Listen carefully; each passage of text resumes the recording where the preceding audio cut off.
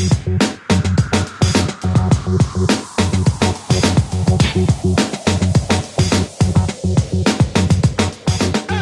notre dernière talkeuse, et c'est suffisamment rare pour être souligné, s'appelle Émilie Gieler.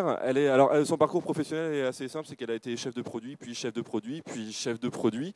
Ce qu'elle est actuellement dans une société qui s'appelle Akeneo, une petite société, petite, qui était petite, qui est en train de grossir pas mal sur Nantes. En fait, Akeneo, ils éditent un logiciel open source. Et donc on lui a demandé de venir nous parler de ça parce que c'est quelque chose qui nous intéressait pas mal, de savoir comment est-ce qu'une boîte est capable de faire du business avec de l'open source et surtout comment ça se passe dans la boîte. Voilà, donc Émilie Gieler.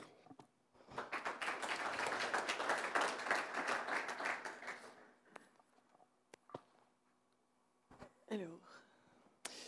Oui, donc, bonjour et merci de m'accueillir. Ça me fait très plaisir parce que j'ai fait l'ISTIA, j'ai passé 4 ans à Angers, donc là ça me fait un peu bizarre de revenir.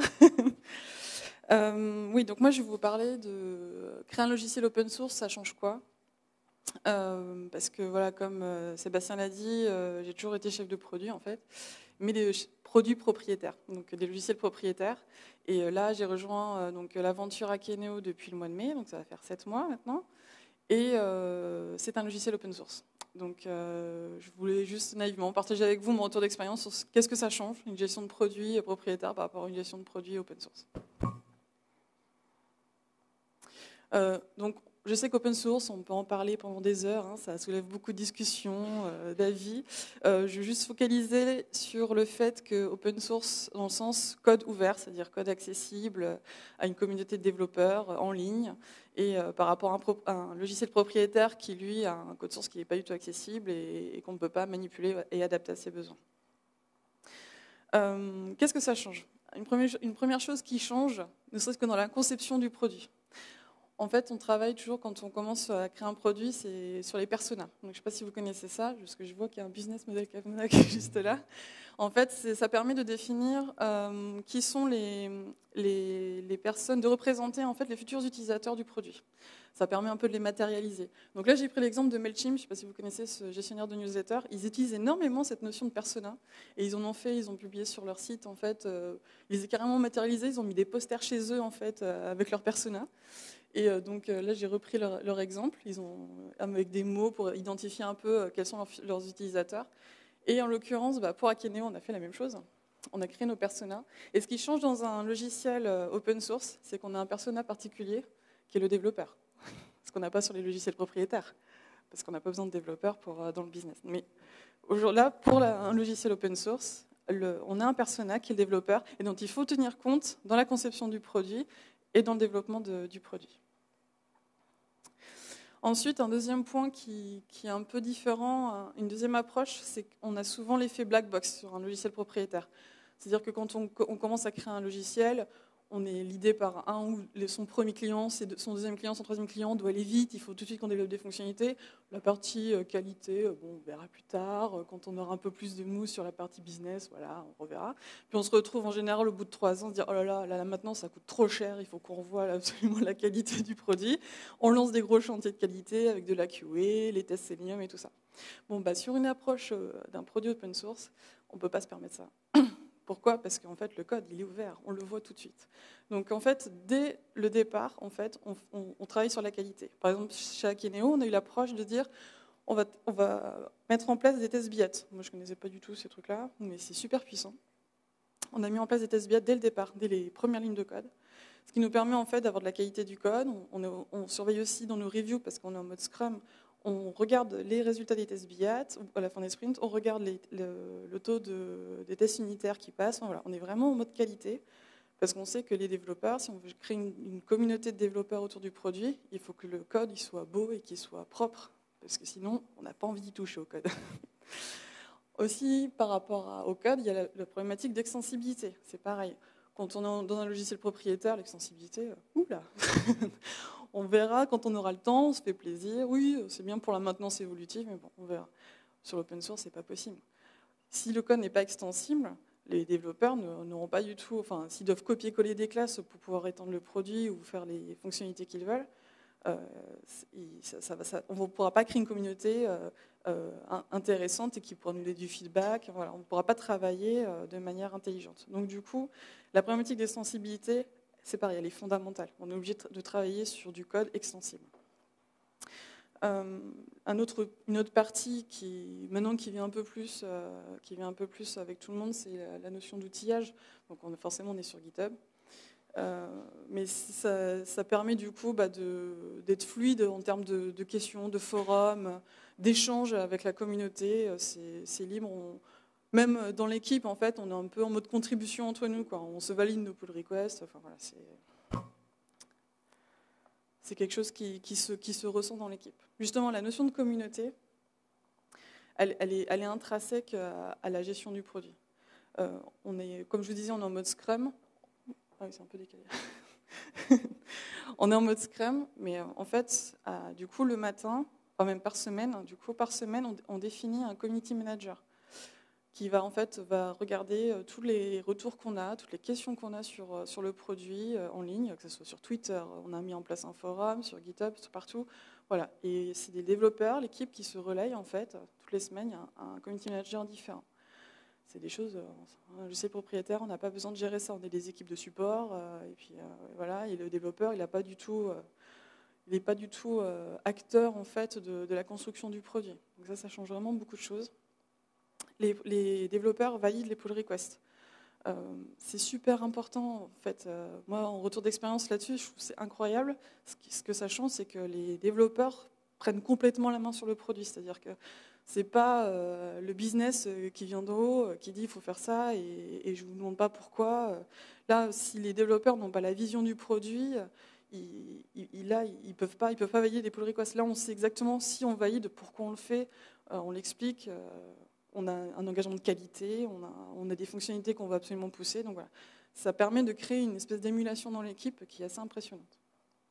Et la réactivité, donc ça c'est ce qui découle un peu de la communauté, c'est-à-dire que si on veut créer une communauté efficace et avec qui on s'entend bien, il faut qu'on soit réactif. Hein. Si y a un développeur qui relève un bug ou qui a une question sur un flux JSON qui ne marche pas ou des choses comme ça et qu'on met 2 mois à lui répondre, ça ne va pas, quoi. Donc voilà, c'est pareil, ça c'est des choses, du coup on a des temps qui sont organisés aussi dans les sprints, où on dit bon bah voilà, on regarde le matin, on regarde le midi, on regarde le soir, on échange entre nous, le matin aussi pendant le Scrum Meeting, on se dit ah bah tiens, cette question-là je ne sais pas quoi lui répondre, on en discute ensemble, enfin voilà. Ça change, il y a vraiment énormément de choses sur l'équipe de développement.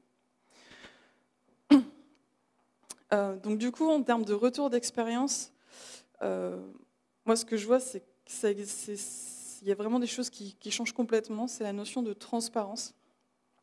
On ne peut rien cacher. Donc, je vous raconterai un petit exemple de la semaine dernière. En termes de communication, ça change tout, ne serait-ce aussi bien qu'à l'extérieur, ça impacte aussi l'organisation interne. Parce qu'on est obligé de discuter aussi bien, là je vous parle beaucoup de l'équipe de développement, mais du coup ça a des impacts sur le business. C'est qu'on dit, bah, ça, pour faire telle fonctionnalité, il nous faut ce temps-là. Parce qu'on a un engagement de qualité envers la communauté. Il faut que le fameux Alex là, qu'on a vu au début, il puisse aussi agir sur le bout de code qu'on va faire. Il faut qu'il ait, un README, enfin voilà, c'est de la doc. Il faut qu'il ait. On ne peut pas se dire c'est pas grave, on le vendra plus tard. Ça change complètement la façon d'aborder les choses. Et du coup, il y a vraiment une relation qui est beaucoup plus forte entre le business et la technique. C'est qu'elle est en fait au même niveau parce qu'elle fait partie du business. La communauté fait partie du business. Donc ça change les relations. Et l'exigence, parce que voilà, comme j'ai donné les mots-clés, c'est qu'on n'a juste pas le droit à l'erreur. Donc ça, je vais vous raconter la petite expérience. On a recruté quelqu'un il y a 3 semaines, un petit nouveau qui est super, il est génial, il s'est super intégré à l'équipe. Et il développe un nouveau connecteur, en fait, c'est un petit bundle à côté du produit. Donc évidemment, sa branche est publiée sur GitHub, c'est disponible. Et puis, voilà, il n'a pas vu, mais il a mis une méthode où il retourne en fait une constante. Une constante, return for, quoi, il a eu ça. Qu'est-ce qui s'est passé une demi-heure après ? Ça a été tweeté. Ça a été tweeté et retweeté jusqu'aux États-Unis. Oui, parce qu'on est des investisseurs américains, donc c'était retweeté jusqu'à...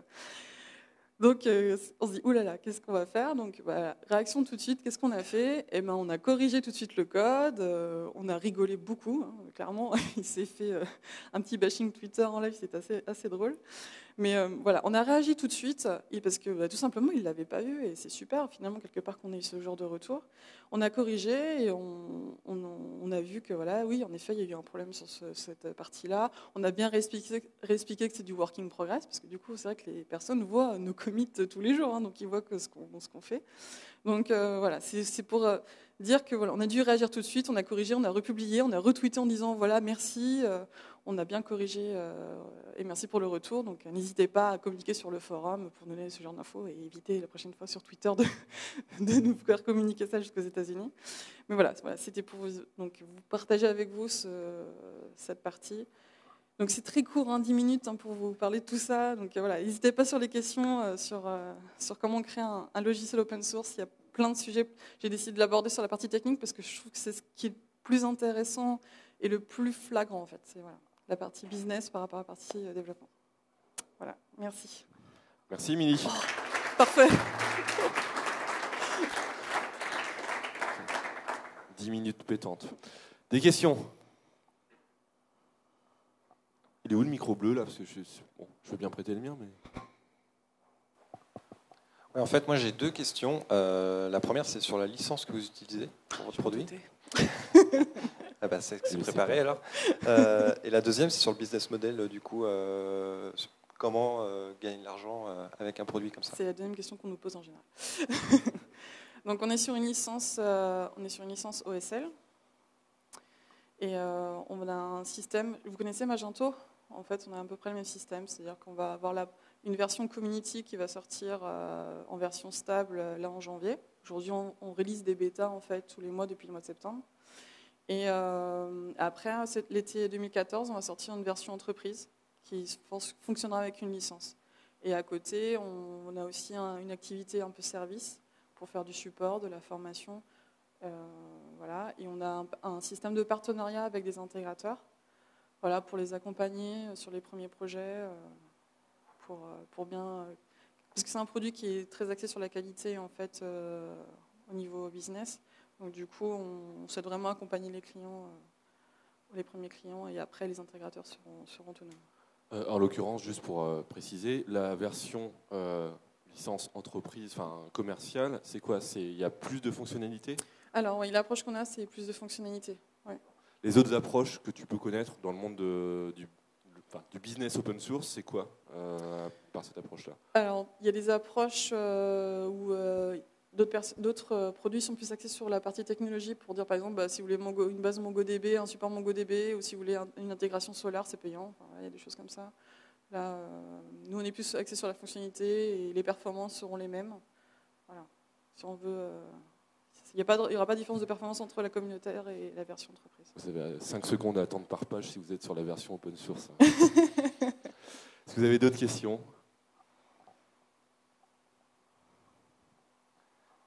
J'en avais une petite, elle est en train de m'échapper, alors il faut que je la retrouve. Elle va pas revenir, je la poserai plus tard. D'accord, ça marche. Bon, merci Émilie.